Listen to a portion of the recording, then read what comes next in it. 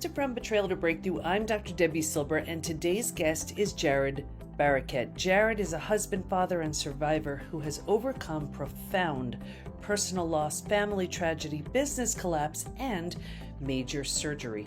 Founder of the Light System, he helps people transform their health, mindset, and performance using light, color, geometry, affirmations, and frequency.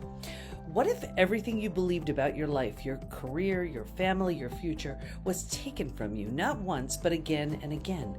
Today's guest has faced job loss at the height of his career, the death of his 12-year-old daughter, a business partner who stole his retirement, and emergency spinal surgery that nearly left him in a wheelchair. And yet here he is, not just surviving, but transforming. Jarrod Barakett is the president of Light Systems, and his story is one of the most powerful examples of resilience, accountability, and healing I've had the privilege of sharing. If you've ever wondered whether you have what it takes to rise above betrayal, this episode is your answer. Here we go. Okay, everybody, I'm here with Jarrod Barakett today, and we are talking about healing, resilience, and so much more. From the little bit we spoke right before I hit record, I just have a really good sense this is going to be an incredible conversation. Welcome, Jarrod. Thank you, Debbie. It's great to be here. Yeah. So the little bit that you shared right before I hit record was pretty powerful. Can you share your story with us? Yeah, and if it's okay, I'll go back a little bit further because there's a chain of events that, created the person that sits before you today. And certainly you picked up on one thing, and that was kind of the precipice, but, a bunch of stuff before that. And to give everybody kind of a background of who I am, I always, and I'll try to do this without sounding arrogant because that's not who I am for those that know me. But I've always been very, very good at everything I did. I always managed to excel. And a lot of that has to do with the upbringing I had. Right? I had two very supportive parents, grew up in a very loving home. And I still have a wonderful relationship with my mother, although I've lost my father, 12 years ago now. So, through athletics, through work, always managed to excel, always got the job I interviewed for, always did very well within that position that always led to a better position, so on and so forth. Before I got into the business I'm in now, which is the health and wellness space, I was in the golf business. I spent 30 years in the golf space, and at the end as a golf course superintendent and consultant. And as a golf course superintendent, I sat on the board of directors for the Ontario Golf Superintendents Association, and the Canadian Golf Superintendents Association. So, I was well respected within that environment amongst my peers, and had a lot of great, wonderful relationships, and was very proud of what I was doing. But like everything else, at the time, the first thing that came to an end for me, I had a new boss who had a lot of jealousy issues and didn't like that I was making, $40,000-$50,000 a year more than he was, and started, working behind my back, and which ultimately led to my firing. And so that's why I said all the stuff before, to kind of set the stage. Nothing like that had ever happened to me before.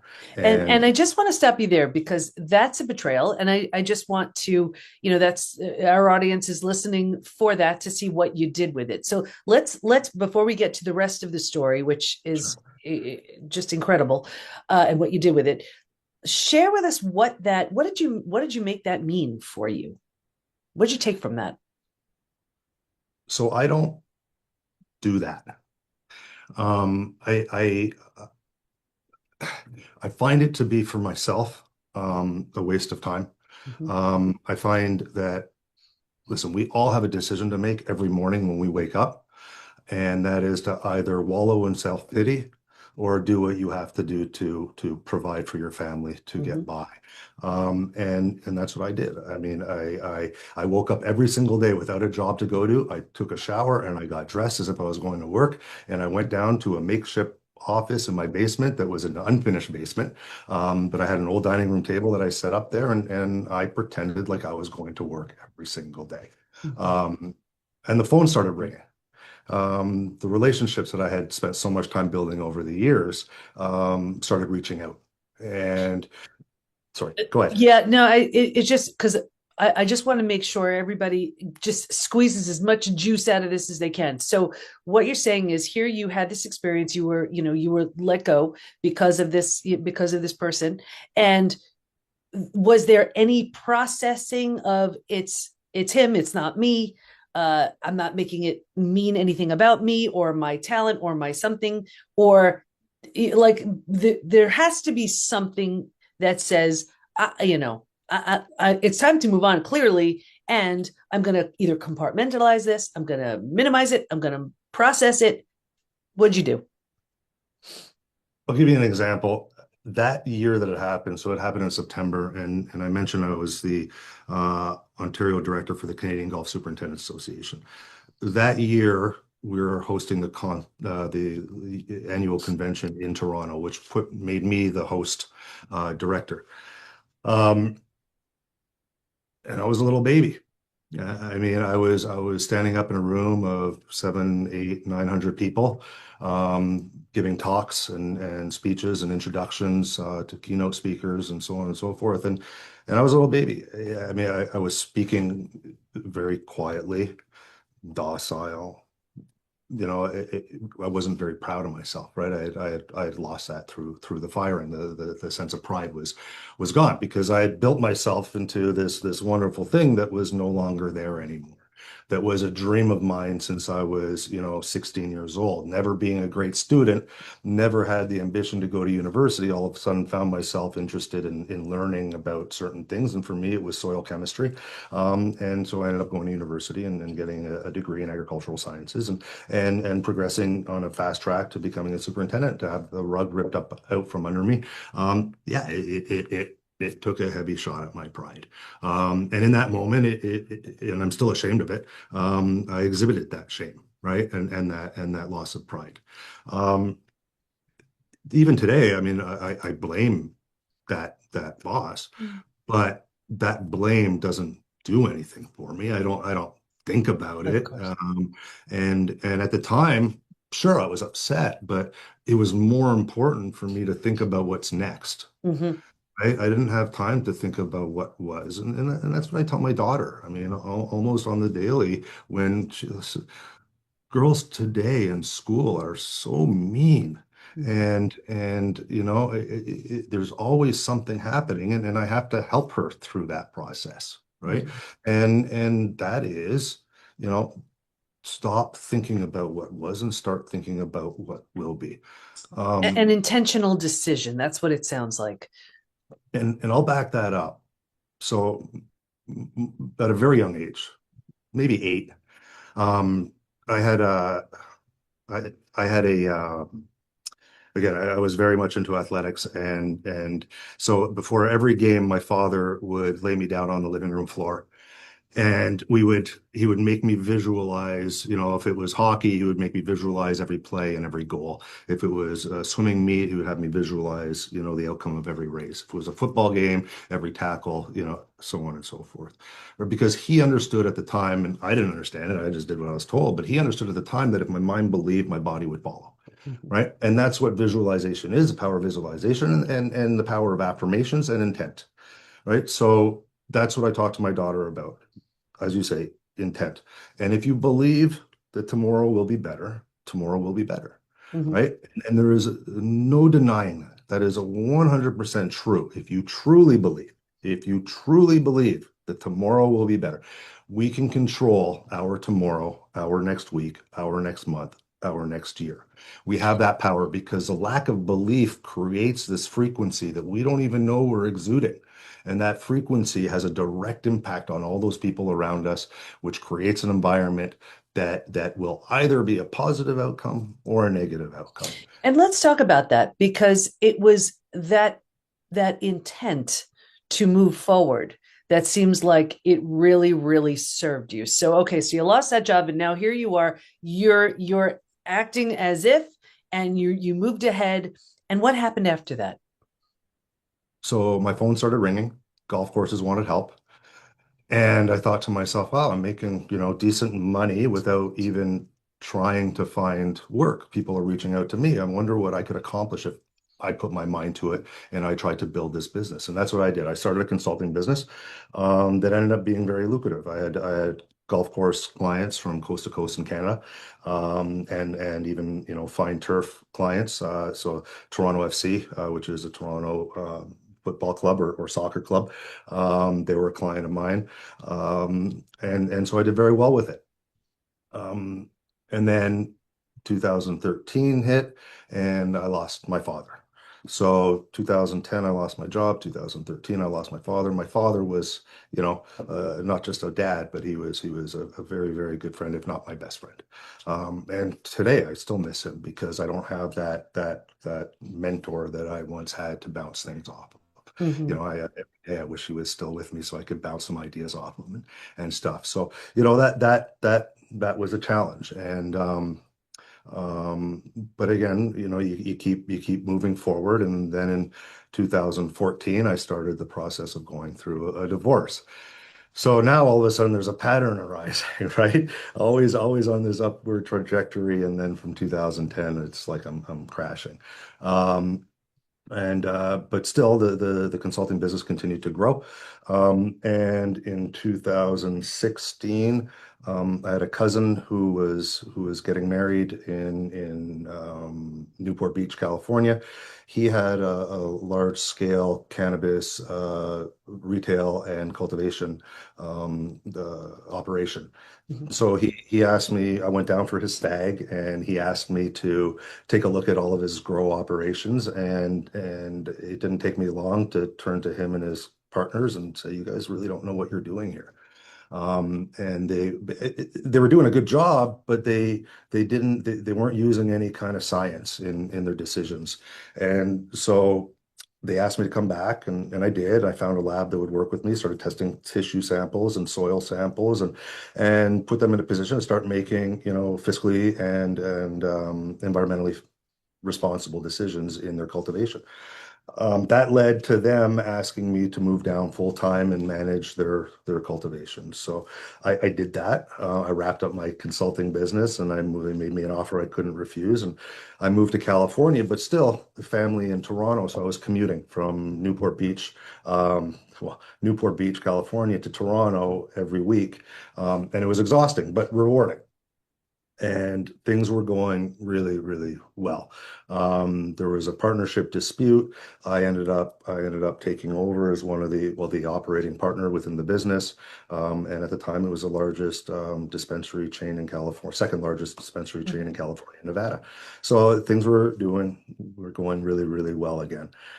And then in 2018, my daughters came down to visit, as they often would, and I had a friend invited us boating for a day, and so we went out on a beautiful afternoon and went boating. And my wife and I were being towed behind the boat on an inner tube, and the boat driver does what boat drivers do and do their best to try to get the person off the tube, and he did.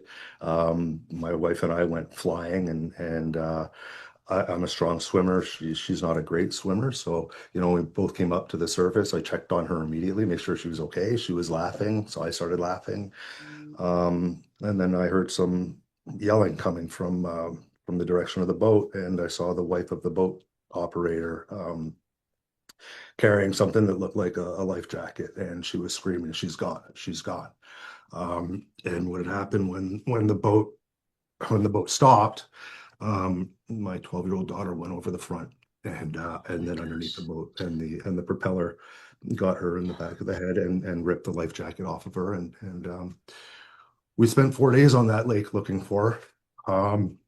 My wife and I were on that tube every day, going around and round and round, reenacting the accident to pinpoint the exact location where we lost her. And 4 days later, we found her. And so Yeah, I'm that so was that sorry. was That that was is that. It's no 7 years parent, ago. Yeah, no parent should have to experience that. How in the world did you heal from something like that? Or I are you didn't do still myself any moving favors. through it? I didn't do myself any favors, that's for sure, because there's a lot of blame in those situations, right? Yeah, And yeah. and I know it was an accident, but as a parent, your job is to protect, and in that Yeah. moment, I failed, and so I wasn't going to leave her alone through the whole process. We found a funeral home to work with us in San Diego County. That was great, and then they shipped her back to my hometown, which was Kitchener, and and then I stayed with her the entire time, and right up to the point where, I pushed her into the fire because I didn't want her to be alone during that transition.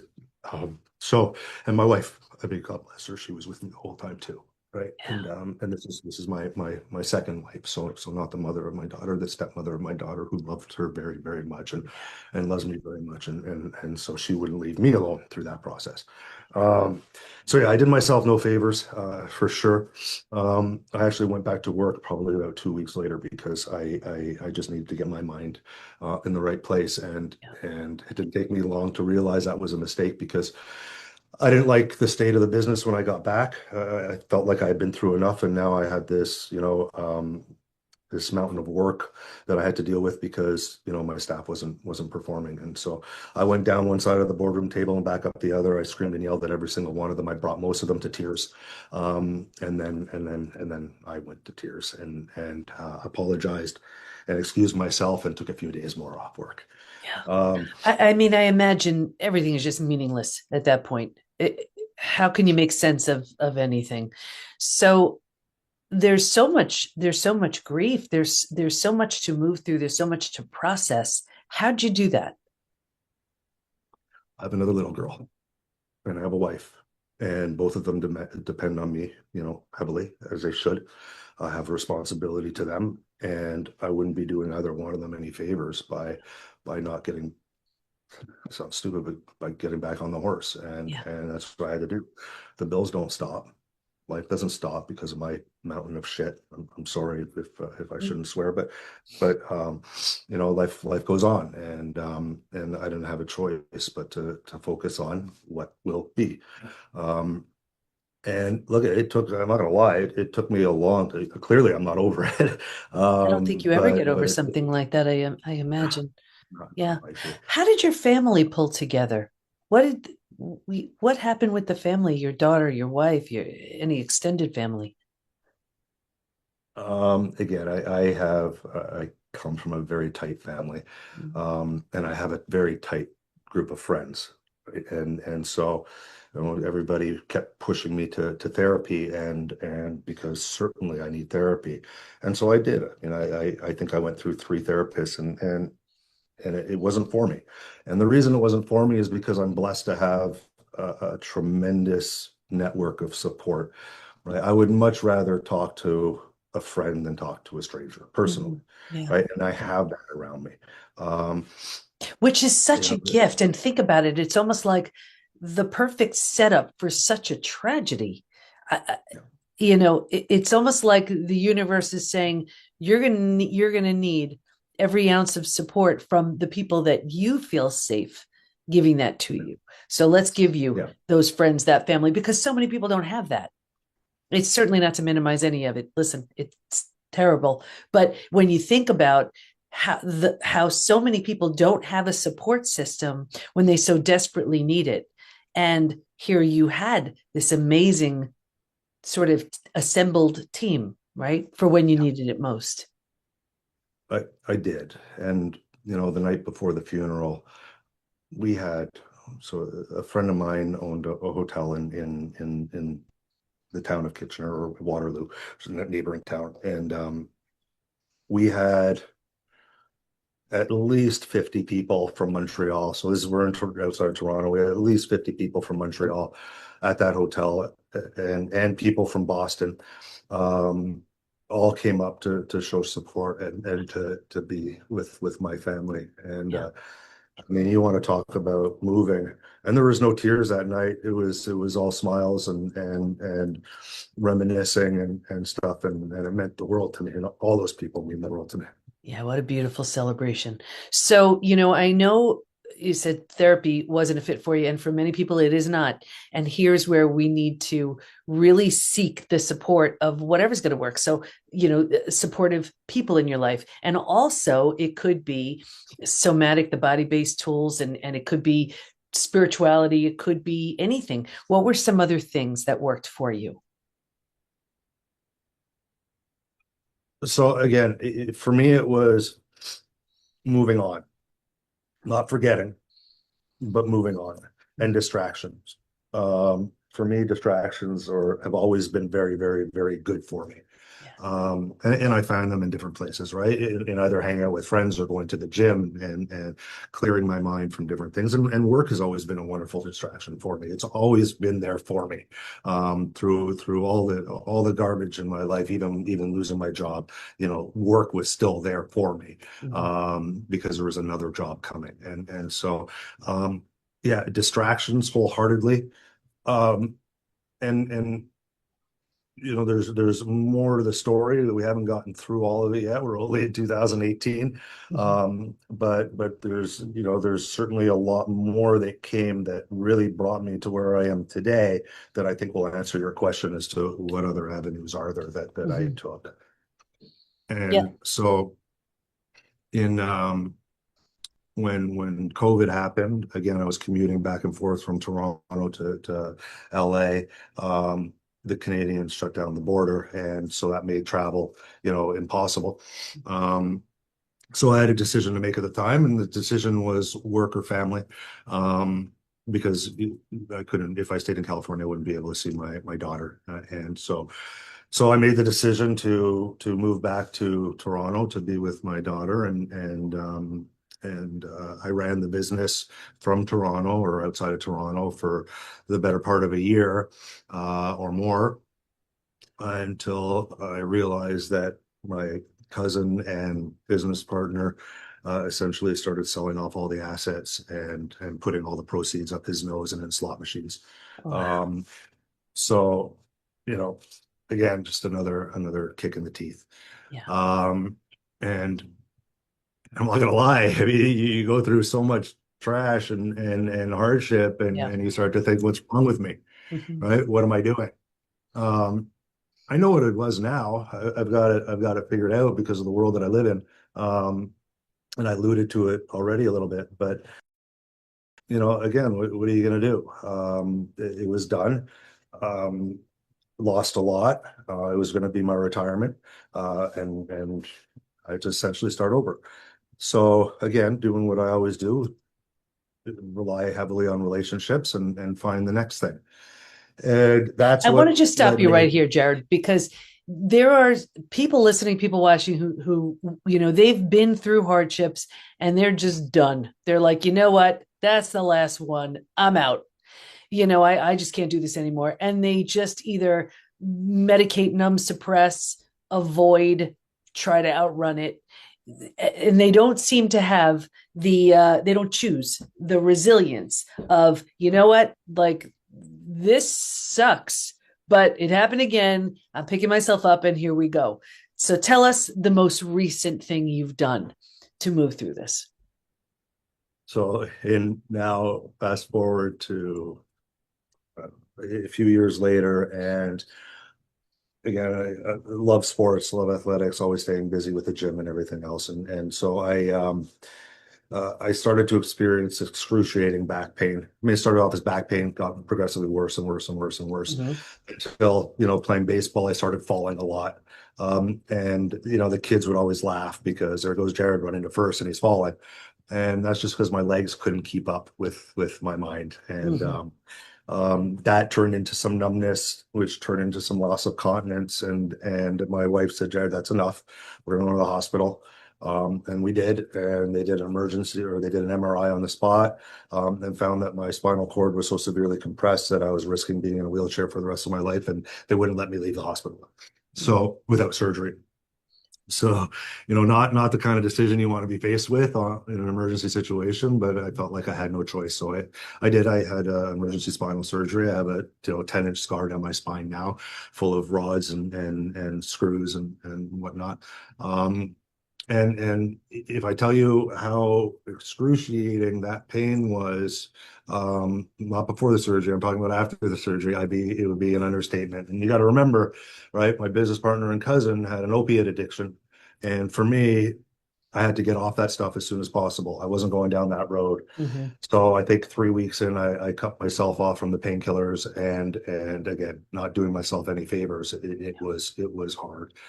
Um, but by week 5 or 6, yeah, 6 or 7, I was introduced to this technology that you see behind me. This is the light system. Um, and what it does is it puts the body in a better position to heal itself. And it does that through various avenues. But finding this technology, and I ended up, working for the company that was a marketing arm for it. We have centers all over the world in various countries, and hundreds of centers in dozens of countries all around the world. And we used to represent them and help drive traffic to their stores. And I operated that business for a year, but only during that period where at the very beginning when I got introduced to this technology. And I went from being in excruciating pain, being told not to go to the gym for 6 months post-surgery, to all of a sudden being in the gym at week 10. And being in the best shape of my life at 6 months when I was only supposed to go back to the gym. And here's And the thing, the beauty of the resilience of the body, when we respond so beautifully to sound and frequency and energy, and we look at it as like, well, how can that possibly do something? I don't see it, I don't feel it, I can't touch it, but the body knows it, and it just sounds like that's absolutely what's working for you. I can't believe it's time to wrap this up. I want to know, if you could share with everybody, what do you want everybody to know? I mean, you've experienced such a really challenging journey, of the hero's journey for sure, many, many, many times. And here you are, what do you want everyone to know? we all have to be accountable, right? At its very core, we all have to be accountable. And when I say that, I mean that. I mean, I am 1000% accountable for everything. You talk about frequency. I get into a fight with my wife when I knew that fight was coming. That fight wasn't her fault. Mm-hmm. If I knew that fight was coming, that was my fault. That was my frequency that I inadvertently put out into the universe that created something that wasn't there before I put that frequency out. I'm accountable for that.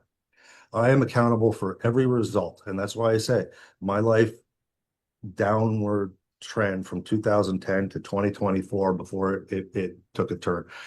That is because of the frequency that I was putting out. That first trigger, that first firing changed me. It changed me in a way that my frequency changed, and that frequency caused a chain of events that led me to now my awakening and my understanding of what frequency is and what the power of the mind can do. You make a decision every day. You make a decision every day to get out of bed, to do your job, and to be a better person. That story that we talked about, that's not me. That's not my ending. It never will be, and it's not going to happen. I know that when I leave the house, I have a decision to make, not just to be successful, not just to provide for my wife and my daughter, and to protect both of them, and my mother. That's not it, right? It's the frequency that I put out in the world. I'm blessed to be part of this company, president of the Light System, because I know how much this helps, and because of how much it has helped me through frequency, through affirmations, through increasing cellular voltage within the body. It's a wonderful thing. And if we can all understand that if we are 100% accountable for every outcome in our life, then you understand that we are also 100% able to change our future in a positive, beautiful way. And that's so beautiful, because it's so empowering, and it puts the power and the responsibility back to us. And it's not about what we do, it's who we are as we're doing it. And it's you're such a beautiful example of that. Where do we go to learn more about you and the great work you do? So you can find me on Instagram at jarrod.barakett. But please check out the lightsystems.com. That's plural, lightsystems.com. You can find a center near you. Again, over the world, there's no doubt we have a center where you can experience this wonderful technology, or you can buy in-home units for yourself personally as well. Jarrod, I want to thank you so much. You really shed so much light on the power of decision, and it's a good one. It's to make that decision to overcome and become our personal and professional best. That's it's said from someone who has truly done it. So I want to thank you so much. Thank you, Debbie.